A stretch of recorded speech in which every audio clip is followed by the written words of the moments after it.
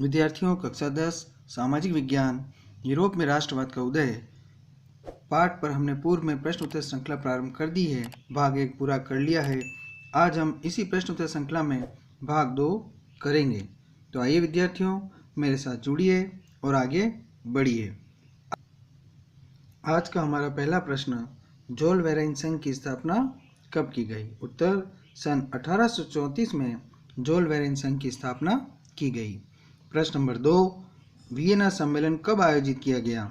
उत्तर, Vienna सम्मेलन सन 1815 ईस्वी में आयोजित किया गया।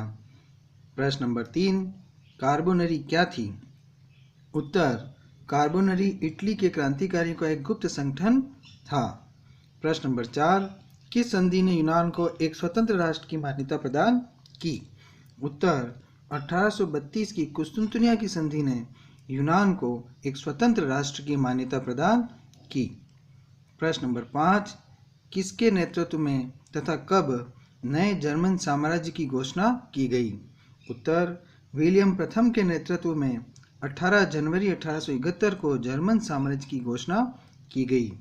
प्रश्न नंबर 6, यंग इटली की स्थापना किसने और कब की? उत्तर, ज्यूसेप्पे मैत्सिनी ने यंग इटली की स्थापना की। प्रश्न नंबर 7, मारियन कौन थी? उत्तर, फ्रांस में मारियन को राष्ट्र के नारी रूपक के रूप में चित्रित किया गया है। प्रश्न नंबर 8, किसने और कब एक्सपीडिशन ऑफ द 1000 लोगों का अभियान का नेतृत्व किया? उत्तर, ज्यूसेप्पे गैरिबाल्डी ने सन 1860 में 1000 लोगों का अभियान का नेतृत्व किया। प्रश्न नंबर 9, निरंकुशवाद का अर्थ स्पष्ट कीजिए। उत्तर, निरंकुशवाद का अर्थ है ऐसी सरकार या शासन व्यवस्था जिसकी सत्ता पर किसी प्रकार का कोई अंकुश नहीं होता। निरंकुश सरकार अत्यंत केंद्रीकृत तथा सैन्य बल पर आधारित होती है। प्रश्न नंबर 10, कल्पनादर्श यूटोपिया से क्या तात्पर्य है? उत्तर, कल्पनादर्श यूटोपिया एक ऐसे समाज की कल्पना है जो इतना आदर्श है कि उसका साकार होना लगभग असंभव है। प्रश्न नंबर 11, जनमत संग्रह का अर्थ स्पष्ट कीजिए। उत्तर, जनमत संग्रह में प्रत्यक्ष मतदान के माध्यम से एक क्षेत्र के सभी लोगों से किसी प्रस्ताव को स्वीकार या अस्वीकार करने के लिए पूछा जाता है। प्रश्न नंबर 12, जब फ्रांस छींकता है तो बाकी यूरोप को सर्दी जुकाम हो जाता है। यह शब्द किसने कहे थे? उत्तर, यह शब्द मेटरनिक ने कहे थे। प्रश्न नंबर 13, 1804 की नागरिक संहिता या नेपोलियन की संहिता की दो मुख्य विशेषताएं बताइए। उत्तर, 1, इसने जन्म पर आधारित विशेषाधिकार समाप्त कर दिए और 2, इसने कानून के सामने बराबरी और संपत्ति के अधिकार को सुरक्षित बनाया। प्रश्न नंबर 14, जोल वेरेन नामक शुल्क संघ से आप क्या समझते हैं? उत्तर, 1834 में प्रशा की पहल पर जोल वेरेन नामक एक शुल्क संघ स्थापित किया गया जिसने विभिन्न जर्मन राज्यों के बीच शुल्क अवरोधों को समाप्त कर दिया। प्रश्न नंबर 15, उदारवाद से क्या अभिप्राय है? उत्तर, उदारवाद शब्द लातिन भाषा के मूल लाइबर पर आधारित है जिसका अर्थ है आजाद, अर्थात व्यक्ति के लिए स्वतंत्रता और कानून के समक्ष सबकी बराबरी।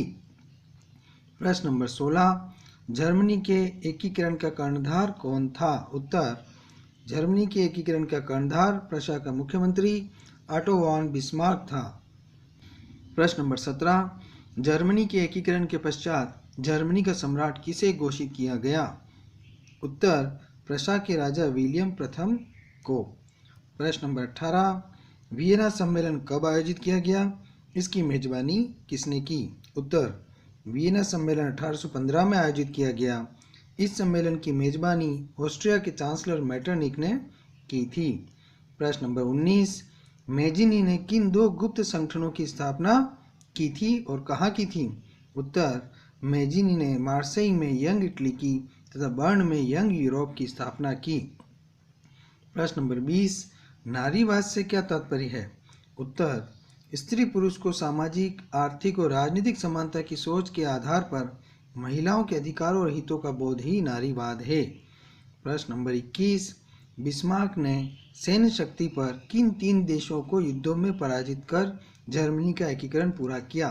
उत्तर, बिस्मार्क ने 7 वर्ष की अवधि में सैन्य शक्ति के बल पर डेनमार्क, ऑस्ट्रिया तथा फ्रांस को पराजित कर जर्मनी के एकीकरण की प्रक्रिया पूरी की। प्रश्न नंबर 22, इटली के एकीकरण में योगदान देने वाले किन्हीं 4 व्यक्तियों के नाम बताइए। उत्तर, पहला व्यक्ति कावूर, दूसरा व्यक्ति मेजिनी, तीसरा व्यक्ति गैरिबाल्डी, चौथा व्यक्ति विक्टर इमैनुअल द्वितीय।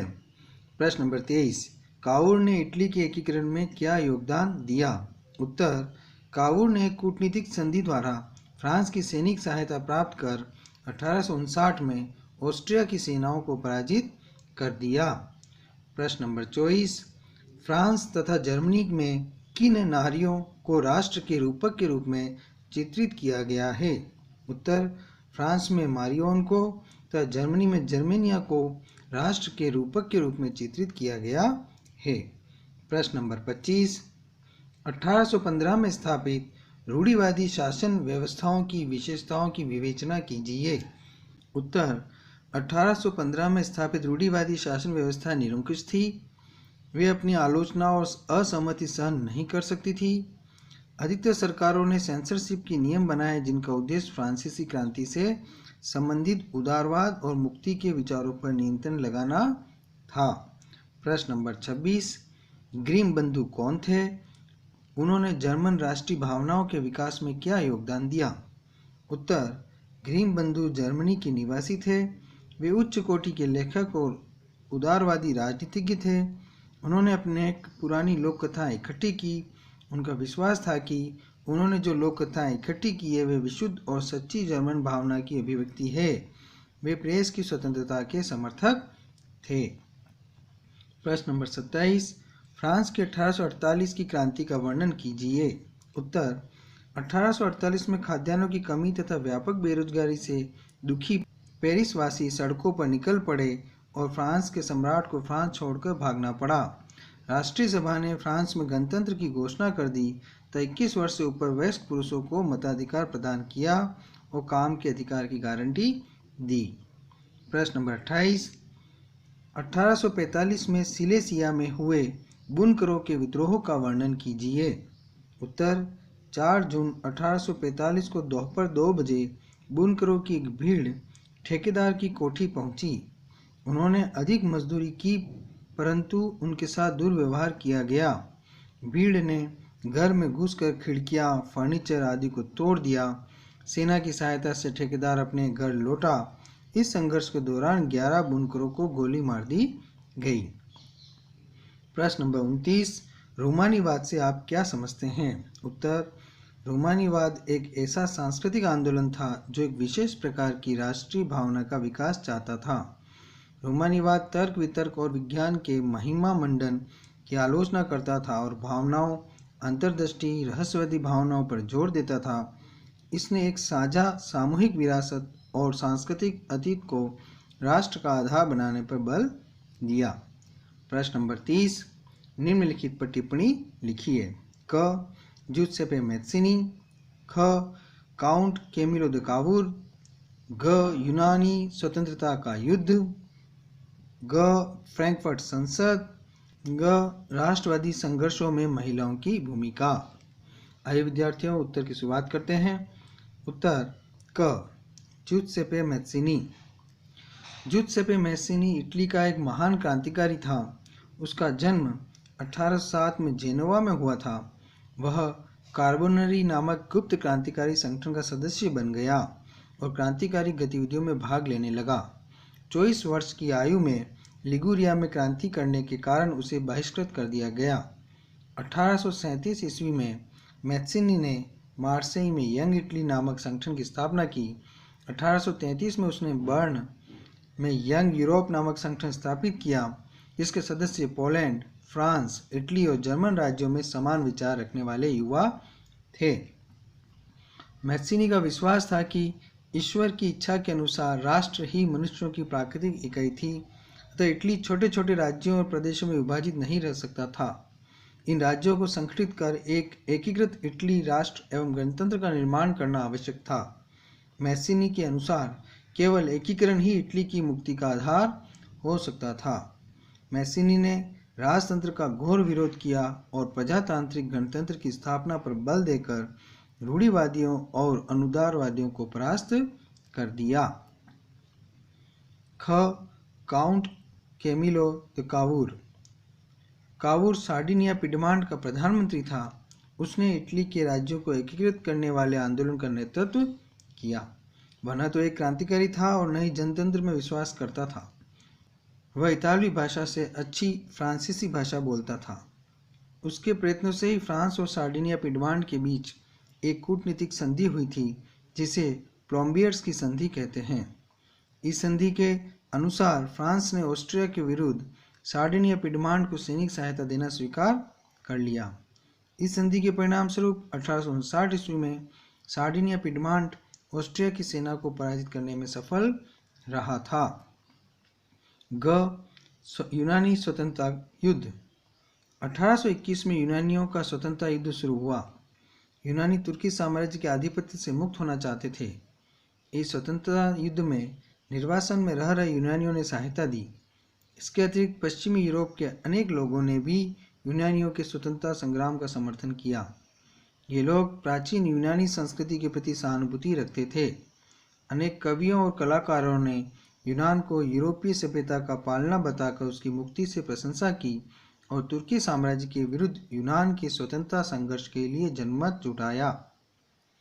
अंग्रेज कवि लॉर्ड बायरन ने धन एकत्रित किया और युद्ध में लड़ने भी गए। वहां 1824 में बुखार के कारण लॉर्ड बायरन की मृत्यु हो गई। अंततः 1832 में कुस्तुंतनिया की संधि हुई, जिसने यूनान को एक स्वतंत्र राष्ट्र की मान्यता प्रदान की। यूनानी स्वतंत्रता युद्ध का विश्व के इतिहास में महत्वपूर्ण स्थान है। इस युद्ध ने संपूर्ण यूरोप के शिक्षित अभिजात वर्ग में राष्ट्रवादी भावनाओं का संचार किया। फ्रैंकफर्ट संसद। फ्रैंकफर्ट संसद ने भी जर्मनी के एकीकरण के लिए प्रयास किया। 18 मई 1848 को विभिन्न जर्मन राज्यों के 831 निर्वाचित प्रतिनिधियों ने फ्रैंकफर्ट संसद में अपना स्थान ग्रहण किया। यह संसद सेंट पॉल चर्च में आयोजित हुई। उन्होंने जर्मन राष्ट्र के लिए एक संविधान का प्रारूप तैयार किया। इस राष्ट्र की अध्यक्षता एक ऐसे राजा को सौंपी गई जिसे संसद के अधीन रहना था। जब फ्रैंकफर्ट संसद के प्रतिनिधियों ने प्रशा के सम्राट फ्रेडरिक विलियम चतुर्थ से राजमुकुट पहनने का आग्रह किया तो उसने उसे अस्वीकार कर दिया और उन राजाओं का साथ दिया जो रूढ़िवादी थे तथा निर्वाचित संसद के विरोधी थे। इस प्रकार जर्मनी के एकीकरण का प्रयास विफल हो गया। जहाँ कुलीन वर्ग और सेना का विरोध बढ़ गया, वहीं संसद का सामाजिक आधार कमजोर हो गया। अंत में सेना की सहायता से संसद को भंग कर दिया गया। राष्ट्रवादी संघर्ष में महिलाओं की भूमिका। राष्ट्रवादी संघर्षों में महिलाओं ने महत्वपूर्ण भूमिका निभाई। उन्होंने राजनीतिक अधिकार प्राप्त करने के लिए आंदोलन चलाए और बड़ी संख्या में महिलाओं ने उन आंदोलनों में सक्रिय रूप से भाग लिया। महिलाओं ने अपने राजनीतिक संगठन स्थापित किए, समाचार पत्र शुरू किए और राजनीतिक सभाओं का प्रदर्शनों में भाग लिया। इसके बावजूद महिलाओं को मताधिकार से वंचित रखा गया। जब 1848 में सेंट पॉल चर्च में फ्रैंकफर्ट संसद की सभा आयोजित की गई थी, तब महिलाओं को केवल प्रेक्षकों के रूप में ही दर्शक दीर्घा में खड़े होने की अनुमति दी गई। प्रश्न नंबर 31, फ्रांसीसी लोगों के बीच सामूहिक पहचान का भाव पैदा करने के लिए फ्रांसीसी क्रांतिकारियों ने क्या कदम उठाए? उत्तर, फ्रांसीसी लोगों के बीच सामूहिक पहचान का भाव पैदा करने के लिए फ्रांसीसी क्रांतिकारियों ने निम्नलिखित कदम उठाए। पहला, फ्रांसीसी क्रांतिकारियों ने भूमि तथा नागरिक जैसे विचारों को फ्रांसीसी लोगों तक पहुंचाया। इन विचारों ने एक संयुक्त समुदाय के विचार पर बल दिया। इस संयुक्त समुदाय को एक संविधान के अंतर्गत समान अधिकार प्राप्त थे। एक नया फ्रांसीसी तिरंगा चुना गया जिसने पहले के राज्य का स्थान ले लिया। 3, स्टेट जनरल का चुनाव सक्रिय नागरिकों के समूह द्वारा किया जाने लगा। इसका नाम बदलकर नेशनल असेंबली कर दिया गया। 4, नई स्तुतियों की रचना की गई, शपथें ली गई तथा शहीदों का गुणगान किया गया। इन सब ने राष्ट्रीय भावनाओं को प्रोत्साहित किया। 5, एक केंद्रीय प्रशासनिक व्यवस्था लागू की गई जिसने अपने अधीन राज्यों में रहने वाले सभी नागरिकों के लिए समान कानून बनाए। 6. आंतरिक आयात निर्यात शुल्क समाप्त कर दिए गए तथा संपूर्ण देश में मापतोल की एक समान प्रणालियां लागू की गई। 7. क्षेत्रीय बोलियों को बढ़ावा नहीं दिया गया तथा उनके स्थान पर फ्रेंच संपूर्ण देश की भाषा बन गई। प्रश्न नंबर 32, मारियन और जर्मेनिया कौन थे? जिस तरह उन्हें चित्रित किया गया उसका क्या महत्व था? उत्तर, मारियन और जर्मेनिया दो नारियों के चित्र हैं। इन राष्ट्रों के रूपकों के रूप में चित्रित किया गया है। मारियन फ्रांसीसी गणराज्य का रूप प्रतिनिधित्व करती है और जर्मेनिया जर्मन राष्ट्र का रूपक है। मारियन फ्रांसीसी क्रांति के दौरान कलाकारों ने इसे बनाया तथा गणतंत्र जैसे विचारों को व्यक्त करने के लिए नारी का रूपक का प्रयोग किया। फ्रांस में नारी रूप को लोकप्रिय इसे इनाम मारियन दिया गया जिसने जन राष्ट्र के विचार को मजबूत किया। उसके चिन्ह भी स्वतंत्रता और गणतंत्र के थे, जैसे लाल टॉप, तिरंगा, कलंगी आदि। फ्रांस में एक डाक टिकट पर मारियन की तस्वीर छापी और उसकी प्रतिमाओं को सार्वजनिक स्थानों पर लगाया गया ताकि लोगों में राष्ट्रीय भावना की जागृति हो। जर्मेनिया जर्मन राष्ट्र का रूपक थी। जर्मेनिया को बलूत वृक्ष के पत्तों का मुकुट पहने दिखाया गया है क्योंकि जर्मन बलूत को वीरता का प्रतीक मानते हैं। जर्मेनिया की तलवार पर जर्मन तलवार जर्मन साम्राज्य की रक्षा करती है अंकित है। नारी रूप में जर्मेनिया जर्मनी का प्रतिनिधित्व करती है। महत्व, इन चित्रों ने लोगों में राष्ट्रीयता की भावना को प्रबल किया तथा फ्रांस और जर्मनी को एक राष्ट्र के रूप में पहचान दी। प्रश्न नंबर 33, जर्मन एकीकरण की प्रक्रिया को संक्षेप में बताइए। उत्तर, जर्मन एकीकरण की प्रक्रिया का वर्णन निम्नलिखित बिंदुओं के अंतर्गत किया जा सकता है। 1. 1848 की क्रांतियों से प्रभावित होकर जर्मन राज्यों राष्ट्रवादियों ने विभिन्न क्षेत्रों को जोड़कर एक स्व जर्मन राष्ट्र के निर्माण की मांगों पर बल दिया। यह राष्ट्र राज्य संविधान की स्वतंत्रता तथा संगठन के निर्माण पर आधारित था। 2. राष्ट्र निर्माण का यह उदारवादी प्रयास विफल हो गया। राष्ट्र निर्माण को यह उदारवादी और सेना की शक्ति ने मिलकर दबा दिया। इन ताकतों का प्रशा के बड़े भूस्वामियों ने भी समर्थन किया। 3. इसके बाद प्रशा ने जर्मनी के एकीकरण के लिए प्रयास किया। प्रशा का प्रधानमंत्री ऑटोमन विस्वाक के एकीकरण की प्रक्रिया का जनक था। उसने इस कार्य हेतु प्रशा की सेना और नौकरशाहों से सहायता ली। उसने और 7 वर्ष की अवधि में डेनमार्क, ऑस्ट्रिया तथा फ्रांस को 3 युद्धों में पराजित किया। इस प्रकार में जर्मनी की एकीकरण की प्रक्रिया पूरी हुई। 4. 18 जनवरी 1871 को बिस्मार्क ने वर्साय के शीश महल में विलियम प्रथम को नवीन जर्मन साम्राज्य का सम्राट घोषित किया। प्रश्न नंबर 34, नेपोलियन की संहिता की प्रमुख विशेषताएं क्या थी? उत्तर, शासन व्यवस्था को ज़्यादा कुशल बनाने के लिए नेपोलियन द्वारा किए गए परिवर्तन इस प्रकार हैं। अपने शासन वाले क्षेत्रों में शासन व्यवस्था को अधिक कुशल बनाने के लिए 1804 ईस्वी में नेपोलियन ने नागरिक संहिता लागू की। यह संहिता नेपोलियन की संहिता के नाम से जानी जाती है। इस संहिता को फ्रांसीसी नियंत्रण के अधीन क्षेत्रों में भी लागू किया गया। इस संहिता की प्रमुख विशेषताएं निम्नलिखित हैं। 1. इस संहिता ने जन्म पर आधारित विशेषाधिकार समाप्त कर दिए। कानून के समक्ष समानता तथा संपत्ति के अधिकार को सुरक्षित बनाया गया। डच गणतंत्र, स्विट्जरलैंड, इटली और जर्मनी में नेपोलियन ने सामंती व्यवस्था को समाप्त कर किसानों को भू दासत्व तथा जागीरदारी करों से मुक्ति दिलाई। 4. शहरों में कारीगरों के श्रेणी संघों के नियंत्रण को हटा दिया गया। 5. यातायात तथा संचार व्यवस्थाओं में सुधार किए गए। 6. एक समान कानून व्यवस्था की एक जैसी प्रणाली लागू की गई। और 7. संपूर्ण देश में एक राष्ट्रीय मुद्रा प्रचलित की गई। प्रश्न नंबर 35, किन्हीं 2 देशों पर ध्यान केंद्रित करते हुए बताइए कि 19वीं सदी में राष्ट्र किस प्रकार विकसित हुए। उत्तर, 19वीं शताब्दी में राष्ट्रों का विकास 19वीं शताब्दी में अनेक देशों में राष्ट्रवाद का विकास हुआ जिनमें जर्मनी और इटली प्रमुख हैं। पहले जर्मन राष्ट्र राज्य का विकास कैसे हुआ उस पर चर्चा करेंगे। फ्रैंकफर्ट संसद के प्रयास। जर्मनी में राष्ट्रवादी भावनाएं मध्य वर्ग के लोगों में अधिक थी। उन्होंने सन 1848 में जर्मन महासंघ के विभिन्न क्षेत्रों को जोड़कर एक निर्वाचित संसद, फ्रैंकफर्ट संसद द्वारा शासित राष्ट्र राज्य बनाने का विचार किया, लेकिन राष्ट्र निर्माण का यह उदारवादी प्रयास राजशाही तथा सैन्य शक्ति ने मिलकर विफल कर दिया। उनका प्रशा के बड़े भूस्वामियों ने भी समर्थन किया। प्रशा का नेतृत्व तथा बिस्मार्क की भूमिका। इसके बाद प्रशा ने राष्ट्रीय एकीकरण के आंदोलन का नेतृत्व संभाला। प्रशा के प्रधानमंत्री ओटो वन बिस्मार्क ने प्रशा की सेना तथा नौकरशाही की सहायता की।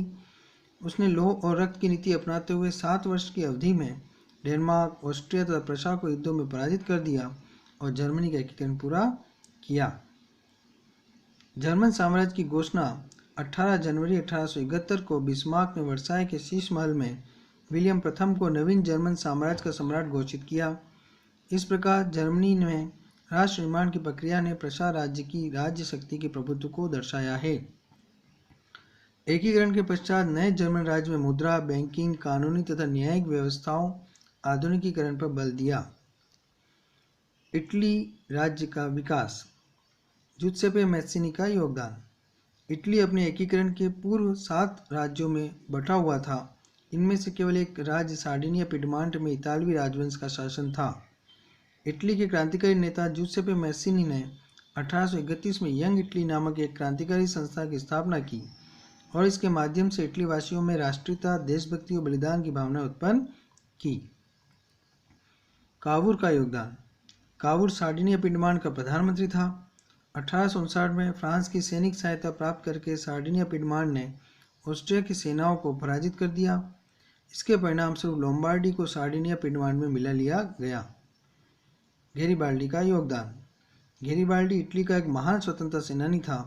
उसने 1860 में सिसिली और नेपल्स पर आक्रमण किया और उन पर अधिकार कर लिया। जनमत संग्रह के बाद सिसिली और नेपल्स को सार्डिनिया पिडमांट में मिला लिया गया। विक्टर इमैनुएल द्वितीय का योगदान। विक्टर इमैनुएल द्वितीय सार्डिनिया पिडमांट का राजा था। 1861 में उसे एकीकृत इटली का राजा घोषित किया गया। 1866 में वेनेशिया को भी इटली में मिला लिया गया। 1870 में इटली की सेनाओं ने रोम पर भी अधिकार कर लिया। इस प्रकार इटली का एकीकरण पूरा हुआ। विद्यार्थियों, आज हमने पाठ 1 के महत्वपूर्ण प्रश्नों का अध्ययन किया है। पुनः हम नए अध्याय में शीघ्र मिलेंगे। धन्यवाद।